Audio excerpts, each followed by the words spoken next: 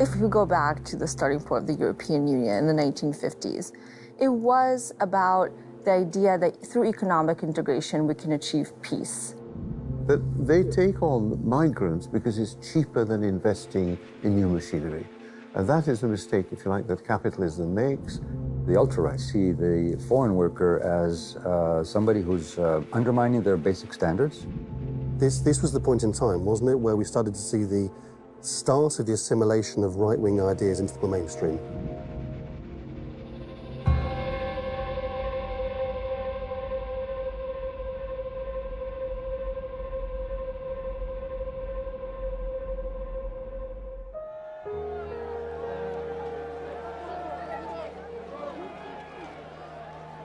The end days of communism had brought uncertainty and opportunity to Europe. Still coming to terms with the war in Yugoslavia that had left more than 2 million refugees in its wake, Western Europe pressed ahead with its most ambitious plan for greater integration. It would be signed into effect in 1992 in the Dutch city of Maastricht. The Maastricht Treaty was about the single currency, but Maastricht overall was plainly leading towards the creation of a political entity in Europe, a European state, a European government. There are over a dozen EU institutions, bureaucratic institutions, that most people, I mean, your average voter, didn't even know were being erected. They didn't know that when they voted to ratify the Maastricht Treaty, that you would have the emergence of this state-like bureaucracy in Brussels. As well as paving the way for a common currency, the euro, the Maastricht Treaty made the 12 member states beholden to shared economic, social, and security policies. The political and economic strings of Europe were being pulled from the EU headquarters in Brussels. The gap between governance and the governed was getting ever greater. Suddenly you have all of these rules you have to follow, standards you have to meet, when maybe your family has been farming for centuries and has never changed anything. And now some bureaucrat in Brussels is telling you that your farming practices are wrong and you have to invest into upgrading, and that costs a lot of money. Many of the processes of EU economic and political integration were happening sort of, now I wouldn't say they were hidden, but they were unseen by your average European. When borders started to disappear, they felt that they lost identity. And so it led to a debate about identity and how much are we still Dutch or German or Danish, and how much are we European, and how much do we want to be European. By 1999, as the European common currency, the euro was finally launched. That debate was picked up by a spate of newly established or newly invigorated populist nationalist parties.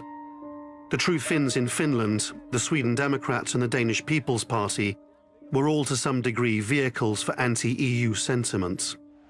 France's Front National refocused its own nationalist manifesto against the supranational union, while in Britain, the UK Independence Party would begin to campaign to get Britain out of Europe. In Austria, Jörg Haider, a man with known fascist sympathies, led the far-right, anti-immigration Austrian Freedom Party to second place in the 1999 parliamentary elections, earning it a voice in the coalition governments and a rebuke from the European Union. The EU imposes diplomatic sanctions on Austria and says, I'm afraid until you can prove this party endorses the values of Europe, rights for minorities and equality for all, we will not be removing those sanctions. Jörg Haider's reign at the head of the Austrian Freedom Party would end within months of entering the coalition government. But at the dawn of a new millennium, Austria had shown that after half a century of being held in check, nationalism was rising through Europe and taking a new form.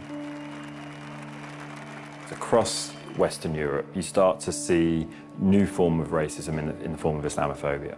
And that happens in different European countries in different ways. What They are concerned about our social-cultural issues, about identity, about Islam, about people changing their country, taking away their sovereignty. Those are issues that you can discuss when your basic issues are being dealt with. So when your country is secure and when you are affluent, you can be busy with radical right issues like national identity. And so that is one of the explanations why it would happen in countries like Denmark and Austria, the Netherlands later. The Netherlands would see the far-right, anti-immigration, anti-Muslim Pim Fortuyn List party finish second with 17% of the vote in its 2002 general election. In the same year, France would also go to the polls, and a familiar voice would make a historic breakthrough. En attendant, n'ayez pas peur de rêver. Vous, les petits, les sans grade, les exclus, les ouvrières et les ouvriers de toutes ces industries ruinées par l'euro-mondialisme de Maastricht, j'appelle les Françaises et les Français à se rallier à cette chance historique de redressement national.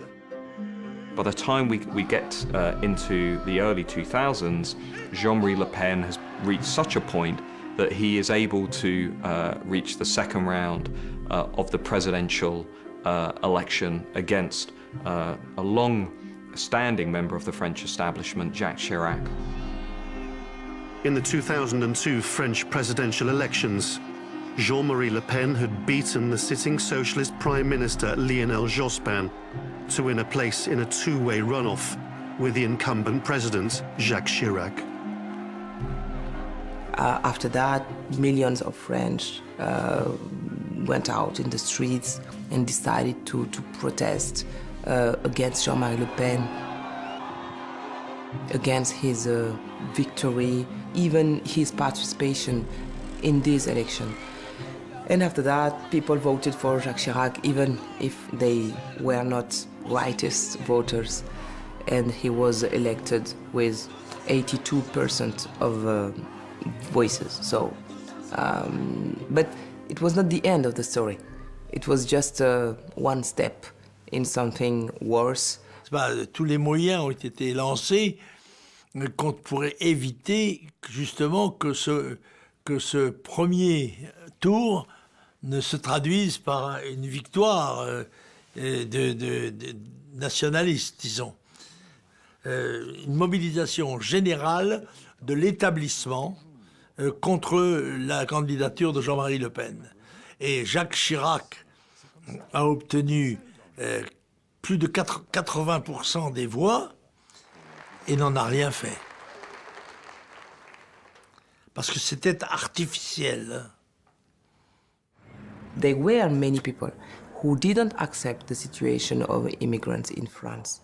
The problem of security became a very important issue for French people. And once again, it was the trial of immigrants. And Jean-Marie Le Pen was the symbol of the existential crisis of the French society. Jean-Marie Le Pen had symbolized France's existential crisis and posed as an existential threat to a European Union that in 2004 embarked on its most ambitious enlargement. It now included 10 new countries, 8 from Central and Eastern Europe. With more people moving from poorer European nations to richer ones in search of work, immigration was, once again, under the spotlight. The major issue was the free movement of labor and the influx of cheap labor from mostly Poland and Hungary, which upset a lot of people.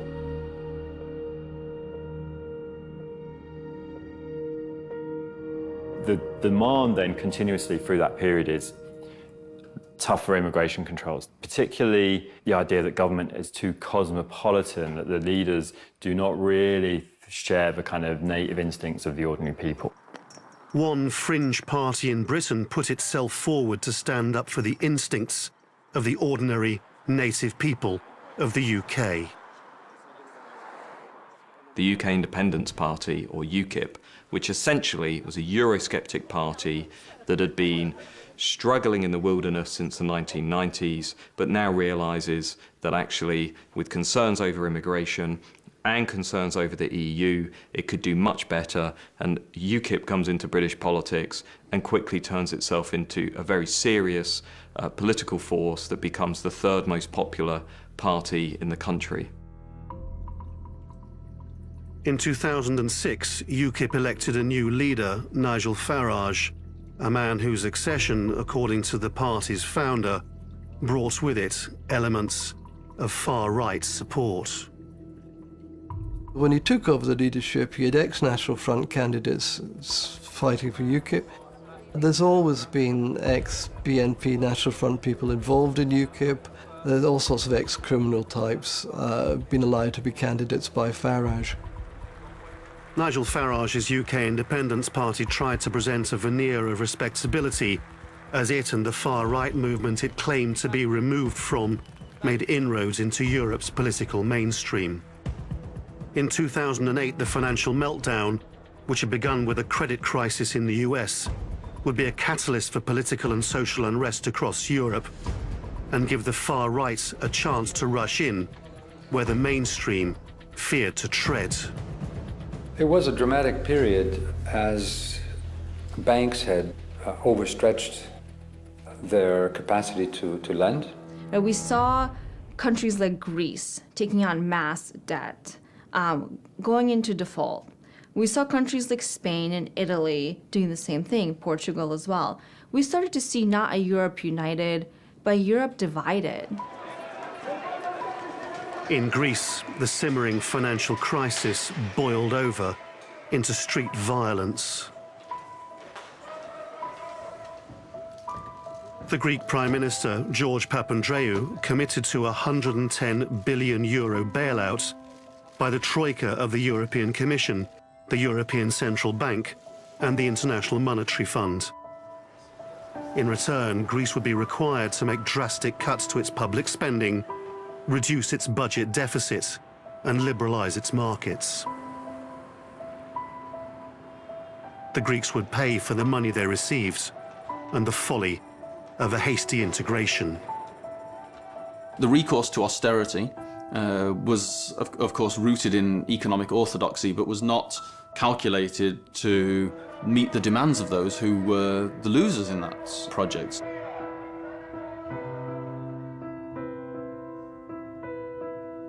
I had to take these very difficult measures. I knew that many of these were unjust, but otherwise our country would have fallen off the brink. We would have gone bankrupt. Greece was being forced to swallow this very painful pill of austerity to save the EU. And what we really saw is growing resentment, both on the side of the rich countries like Germany and France, and also on the side of the countries that needed support, the poorer European countries like Greece, Spain, Portugal, and Italy. This idea that we in the north now had to pay for them in the south hit home hard. It was also the first time that we saw the so-called dark side of the euro, that our currency was now linked to the behavior of others, including people in the south, about which we already had a lot of prejudices. The financial crisis really an enormously significant moment for the European Union because its true colours were revealed, that in the end it decided to back the system and the banks above the interests of the people. That's right, isn't it? I imagine you must agree with that in Greece. Yes, it's somewhat more complex, but yes, it was obviously bailing out the banks. We had made finance a god. Financial system was a god, and they were putting too much in the basket of financing and banking and so on. That they will solve the problems of unemployment or growth and so on, which is not come to fruition, and particularly in Europe. But this problem then became, rather than a Eurozone common effort, it became sort of every nation has to deal with it, and then the burden on the citizens and the taxpayers. I would have assumed that for people who are sceptical of the European Union, or parts of it at least, it was a gift. The collapse of the banks has over time been jumped on by these parties. Two things here. Don't bracket me as a Eurosceptic. I'm a moderate integrationist. Okay. Secondly, but you accept the point. The crisis took time to work through. It was not an immediate crisis. I mean, the finance world, of course, understood that if they don't bail out the banks, then who knows what would happen, Armageddon. We avoided that. So that was positive. But then whose money was used for this? Well, either it was funny money, non-existent money, or taxpayers' money. Yeah, but the point, forgive me, but the point I'm trying to get at is that through the decisions that they took, that the people in Brussels ended up laying the ground for the populist right, didn't they? I think that Brussels obviously has to bear some share of the blame, but Brussels as Council of Ministers rather than the Commission. In other words, as Yorgos was saying, each and every member state had to take a decision of some kind, come together in Brussels and work out a solution. They're still working on it. They still haven't got a proper governance system for the euro. I mean, during this period, from 2008 onwards, when it turned out, it became a sovereign debt crisis instead of a banking crisis. The media and a variety of politicians started to talk about lazy Greeks not paying tax, for one thing, and the hard-working north and the lazy south, because you're all having 3-hour lunches. I've heard people myself say this in the Netherlands. It started to run an absolute wedge through the idea of European unity, all this, didn't it? Well, I think, and help the populist anti-European right at the same time. I think one of the major reasons for the rise of this sort of anti-EU or populist or xenophobic rhetoric was the financial crisis and the narratives that came out of that. And the narratives were blame games. And blame games based on... It was a diversion, wasn't it? It was a diversion of the real issue, because as you said, we were these, Zorba dancing, ouzo drinking, lazy Greeks, which, of course, may be an image that a tourist will get on an island of, but Greeks work hard, and the OECD facts say we are number one in hours of working hours in Europe. How can we be bedfellows if we think the Germans are too austere, they think that we're too lazy? Which has nothing to do with the fact that, that the Eurozone structure needed changes. But if the Eurozone structure needed changes, then the responsibility was not on the Greeks. And you're nodding. It was on the whole of the European Union. Well, I agree with or the whole of the Eurozone structure. Yes, and now what the financial crisis has done, it has given these parties a very key pivot, because they were styling themselves then as anti-establishment, anti-immigrant parties. And at first the establishment was the center, broadly defined. It was national politician. But now the establishment is the EU. And now the establishment is transatlanticism. And this has become the key driving force that the financial crisis unleashed for the far right. It gave them the ability to say, look, the EU has brought this upon us. In Greece has brought us austerity, in Italy and Spain, massive unemployment. In Germany, we've had to pay our tax dollars, hard-earned money that we worked so hard for, into these lazy economies, right? And also, where were the benefits? I want to ask you a question about Hungary, if I may, very quickly. The benefits of globalization to... I was in Miskolc the other month in northern Hungary. Terrible, dilapidated post-Soviet factories, Roma families knocking around nowhere. If you insist on visiting the Rust Belt, then that's what you will see. Where's the benefit of globalization? And if you say to people there, well, look, you can have free movements, then it's rubbish. I disagree with you. I mean, I think that there have been benefits, obviously, but what, certainly for Hungary, and not, I think, only for Hungary, is that whether the disbenefits really outweigh the benefits is hard to say. They're denied by the global elites who say, no, globalization is good for you. Well, there may be some losers. But if you are one of the losers, then you say, well, wait a minute, who's talking about me? They say this internationalist, technocratic governance which suppresses our freedom to express our own sovereignty is actually destructive. It's not bringing about prosperity, rather it's suppressing everything that is authentic, and it's suppressing our ways of life. We really see the emergence of more and more and more of these political parties, and not just their emergence, but their ability to frame what's happening in Europe in a political agenda that benefits them. In 2012, we had two elections that kind of created the frame. First, we had the elections in France, where Marine Le Pen did so well. And then we had the elections in Greece, where Golden Dawn did very well. They got 6%, which isn't really that remarkable in a European perspective, but it was a neo-Nazi party. And so those two together created this narrative of the far right wins during the crisis. The 2012 elections in Greece saw Golden Dawn, a violent, openly fascist party, claim 18 seats in the Greek parliament. But it was a coalition government of traditional left and centre-right parties that held power in Athens. And despite widespread disdain for the EU's bailout plan, it soon set to work, implementing the imposed austerity. In France, Marine Le Pen, daughter of Jean-Marie, had taken over as leader of the Front National, shifting its emphasis to a centre ground that had already shifted to the right. She wanted to convince more voters than the fans of her father. So she wanted to be attractive to, Jews, Arabic people, the banlieue, women. She decided to be a normal politician. The Front National would amplify its anti-EU credo under Marine Le Pen. And in a bid to exploit the perceived mood of the French people, she renounced her father's anti-Semitism and reclaimed the anti-Muslim rhetoric, now part of mainstream politics. Je ne veux pas que mes filles soient cachées sous des burqas. Je ne veux pas qu'on m'impose de manger du halal. Je ne veux pas qu'on impose la charia à la place des lois de la République française.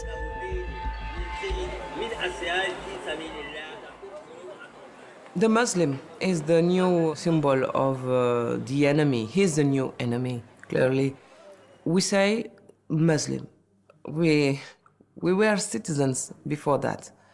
But now everyone talked about Muslim people. They are not more French. They are not citizens anymore.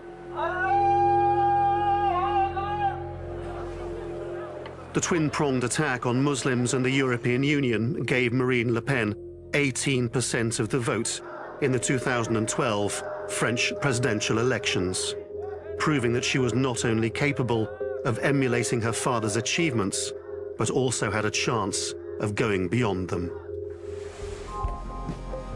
The political mood in France was volatile, but in 2015 it would be darkened by bloodshed on the streets of its capital city.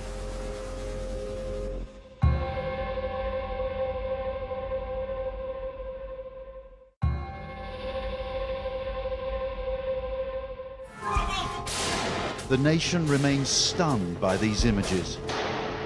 Two black-hooded gunmen making their escape in a hail of bullets.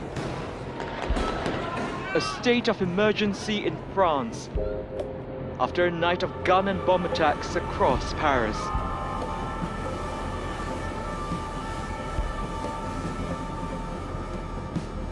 "2015 would begin and end with coordinated attacks in Paris that would make Europe's Muslim other Europe's enemy #1. So every single party on the radical right uses this to show that Islam is the major threat. Right? We cannot be safe without being fairly draconian, not just towards refugees and immigrants, but also towards Muslims in our own country. That means that we have a crisis of citizenship, another one, but it's the worst situation we can have to manage, because these French children, they attack their own country. In 2015, attacks in Paris would claim 146 lives. In May 2014, a French gunman shot and killed 4 people at a Jewish museum in the Belgian capital, Brussels. The attacker had returned from the war in Syria, where he'd fought with rebel groups against President Bashar al-Assad's forces.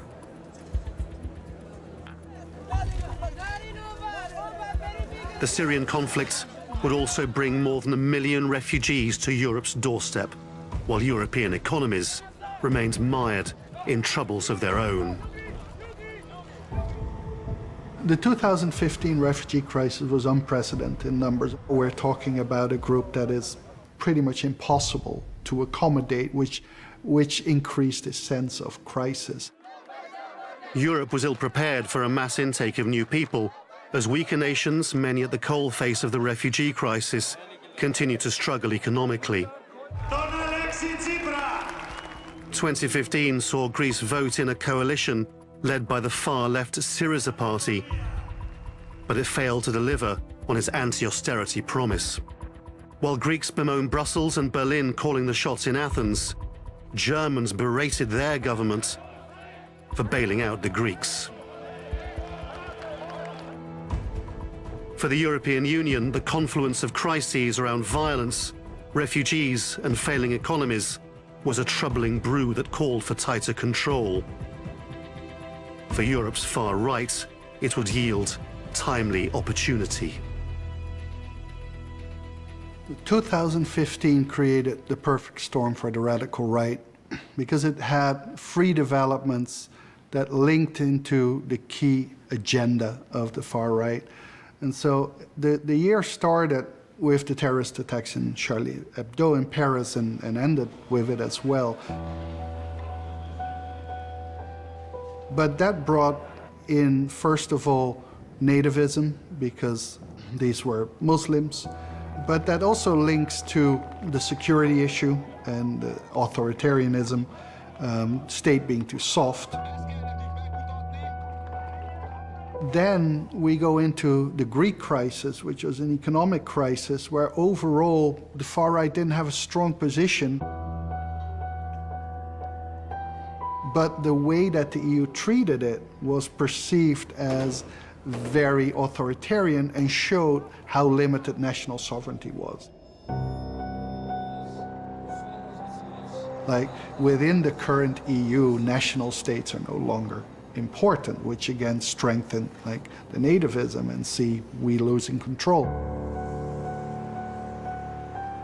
On the back of that comes the refugee crisis, which really just finishes it off, because first and foremost, of course, these are Muslim refugees, and so it links to the key issue that they have the key other, who come in very large numbers, unprecedented numbers. Refugee equals terrorist, right? So by marrying people's anxiety about immigrants taking their jobs, so the economic anxieties over unemployment, stagnation, slow growth, etc. And on the other hand, the anxiety about safety and security because of terrorist attacks, that has produced, I think, a very powerful image for far-right parties to scapegoat a lot of the problems that Europeans are feeling. In Germany, the far-right Alternative für Deutschland party looked to challenge Angela Merkel's Willkommenskultur refugee policy, as Germany took in 1 million, largely Syrian, refugees. But a welcoming culture was far removed from what the AfD stood for. One of the things that political scientists analyzed was always, so why doesn't Germany have a radical right party? And the answer was always that the elites, that the state institutions, but also the media, tried really hard to keep that threat down and acted very responsibly. The rise of the AfD is, I think, in direct response, of course, to Merkel's policies. Its only real policy is an objection to large-scale immigration into Germany. Das heißt, diejenigen, die fliehen vor Terror, vor Krieg, die Schutzgründe haben, sollen bei uns willkommen sein, und dazu stehen wir. When she spoke about the Willkommenskultur or welcome culture, she actually welcomed refugees, but at the same time also said that we should be stricter towards economic immigrants. That completely fell flat. There was virtually no support for her position. And she stood alone. And the person who really stood up to her was Viktor Orban. Ha a népvándorlást meg akarjuk állítani, először Brüsszelt kell megfékeznünk. Orbán created a sense of crisis and invasion to strengthen his point. And so while it's true that Hungary saw a huge number of refugees coming to it, it didn't do anything to accommodate that. Tilos kimondani, hogy a bevándorlás bűnözést és terrort hoz az országainkba. Hungary's Prime Minister Viktor Orbán openly championed illiberalism, challenging press freedoms, the independence of the judiciary, and the idea of open borders. His right-wing policies appealed to populist fears and disregarded EU authority. Orbán goes to Brussels and says, look, what's to do? Either Hungary becomes a corridor for migrants who want to go to Germany and Sweden, or we build a fence. Orbán just laid out an alternative vision, and that alternative vision is exactly the same as a radical right vision. It says that we do not want multiculturalism. He literally says Hungary for the Hungarians, Europe for the Europeans. Now, to a certain extent, over the last decades, people like Sarkozy or Merkel or Cameron say that multiculturalism has failed. We've even tolerated these segregated communities behaving in ways that run completely counter to our values. Multikulti und leben so nebeneinander her und freuen uns übereinander. Dieser Ansatz ist gescheitert. Absolut gescheitert. So if you all the time hear from the West, multiculturalism has failed, then why should you try it? Many have found unsettling Orbán's response to the refugee crisis.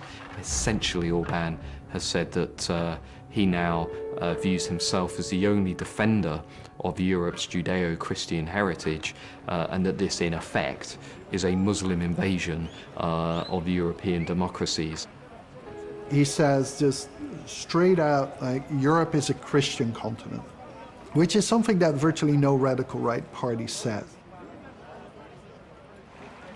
Orbán signalled his vision of a Christian Europe, but also looked to check the advance of the extreme right Jobbik party.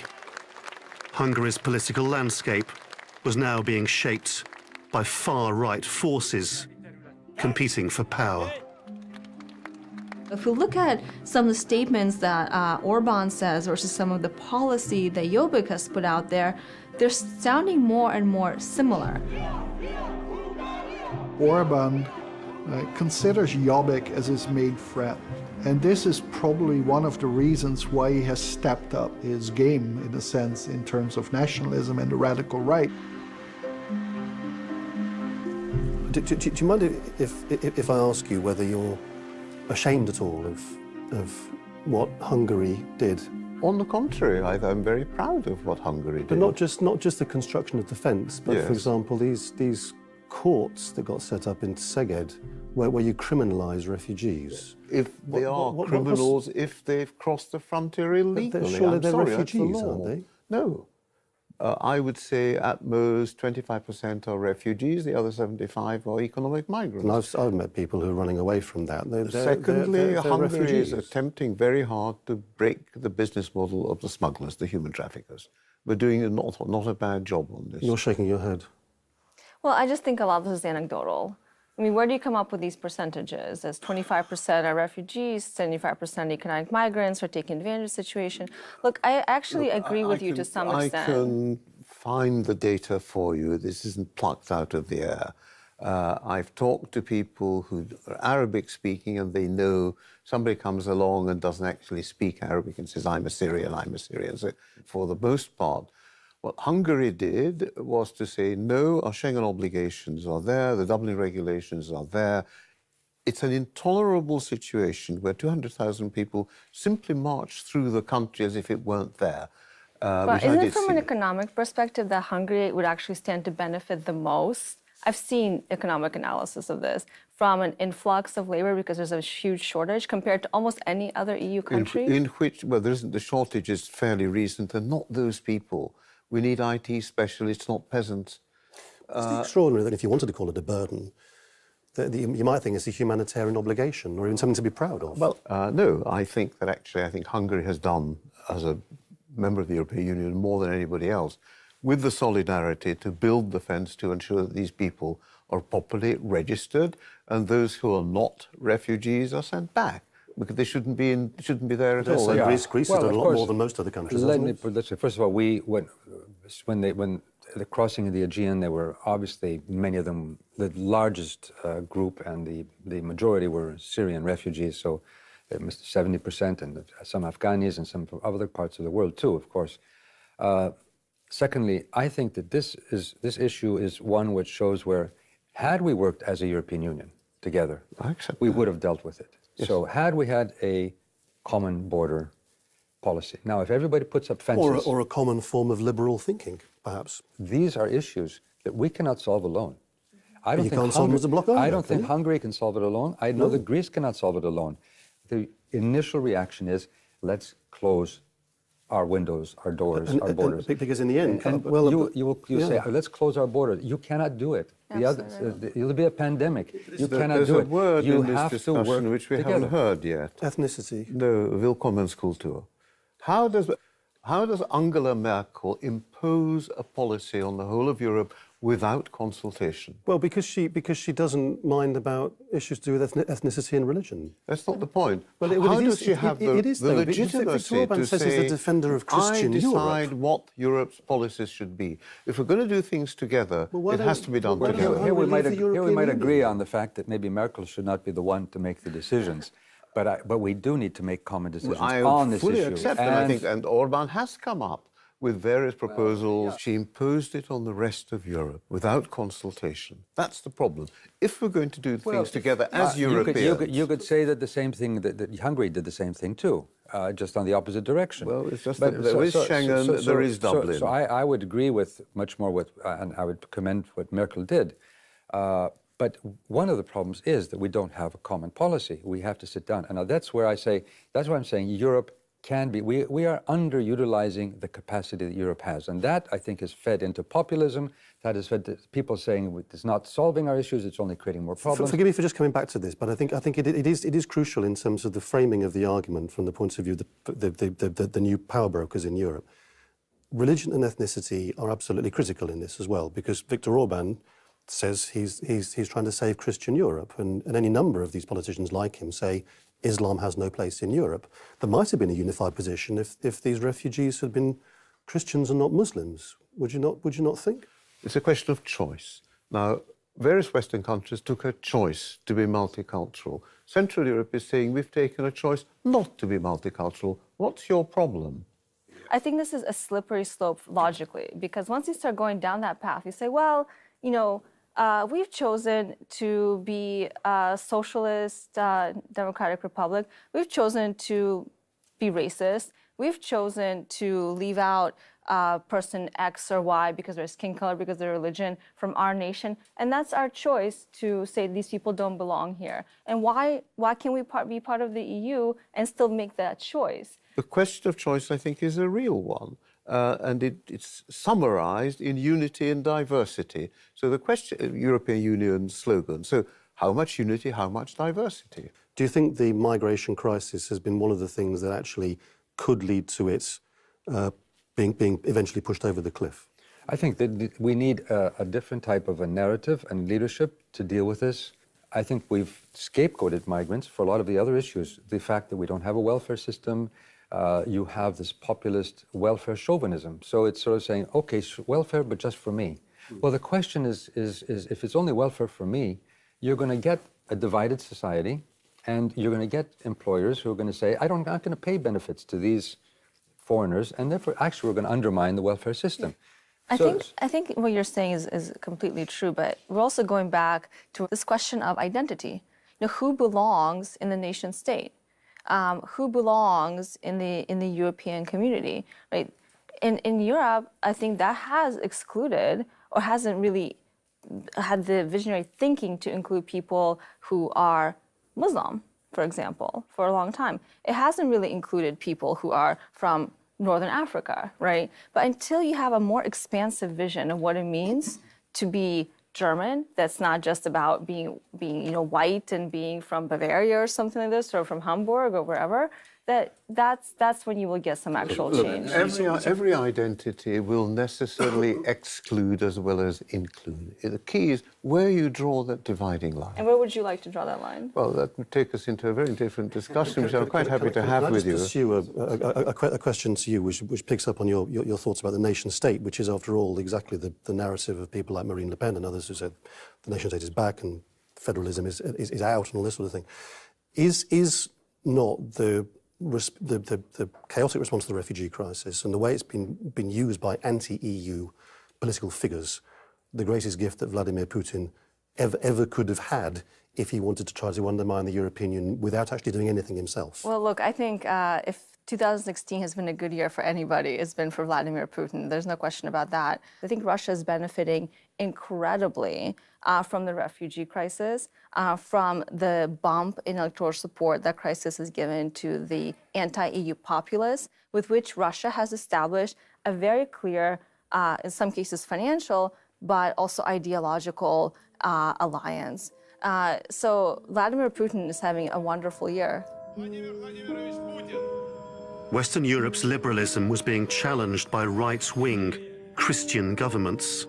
For Russian leader Vladimir Putin, long regarded as an illiberal force by the West, this would be an opportunity to serve Russia's interests and widen cracks in Europe's unity.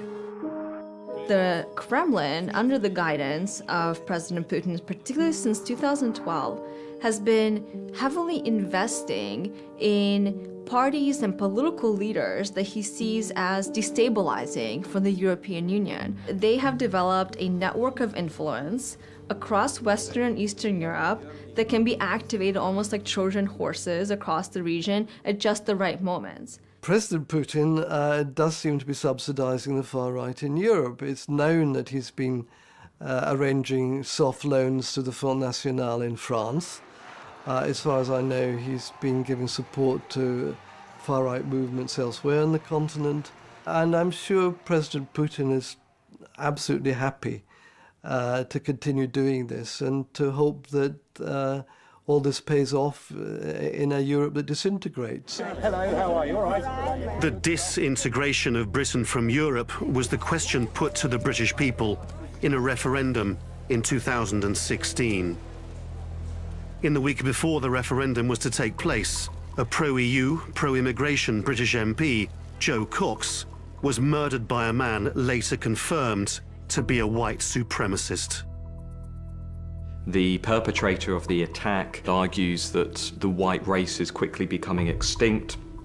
And this is a common idea that runs through the European far right. But very soon, I mean, we forget about the fact that Britain has experienced what seems to be a far right political assassination of a member of parliament.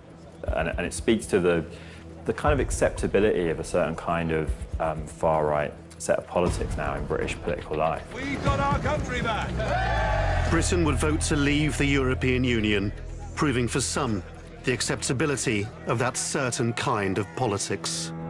UKIP and the Conservatives have mobilised essentially an older, white, working class, left behind electorate that delivers them victory, especially in economically struggling parts of England. Not everyone who voted Leave was a racist or an Islamophobe or a xenophobe, but the discourse of that movement was clearly mobilising around Islamophobia and around xenophobia and racism. Oui, il est possible de sortir de l'Union européenne. Le Royaume-Uni vient d'initier un mouvement qui ne s'arrêtera pas. Brexit was the first significant victory in foreign policy for the radical right. So far, the far right has not really been seen as a major player in foreign policy, and so this is huge, and it has inspired like Marine Le Pen, Geert Wilders, and others. Britain's exit from the EU was aided by a populist, anti-establishment xenophobia now coursing through the continent. 2016 saw Angela Merkel's Christian Democrats beaten into third place by the far-right AfD party in local elections. While Germany endured a year of violent attacks that spotlighted its refugee policy. In the same year, France's Front National leader Marine Le Pen made significant gains in presidential election polls. Vive la France! Austria came close to electing a far-right head of state, and Italy rejected constitutional reforms for not being radical enough, prompting the resignation of its centrist leader. The project to unite Europe that began in the wake of a devastating war was now being challenged by populist stirrings in the nations it sought to bring together. The European project in itself was pushed through by the centrist parties, both on the left and on the right, across Western Europe specifically. And these parties are now paying the price. What we're really seeing in Europe today is a thinning out of the center, where the extremist flanks on both sides are gaining, and the center, both left and right, almost find themselves, I don't want to be too vulgar, like with their pants down. I don't know if Marine Le Pen will succeed in winning the next presidential election, but if we don't change this political situation in France, one day she will succeed in it. The one thing that we do know over the past 100 and so years of European history is political projects, political parties have come and gone, but nationalism has remained stubbornly persistent.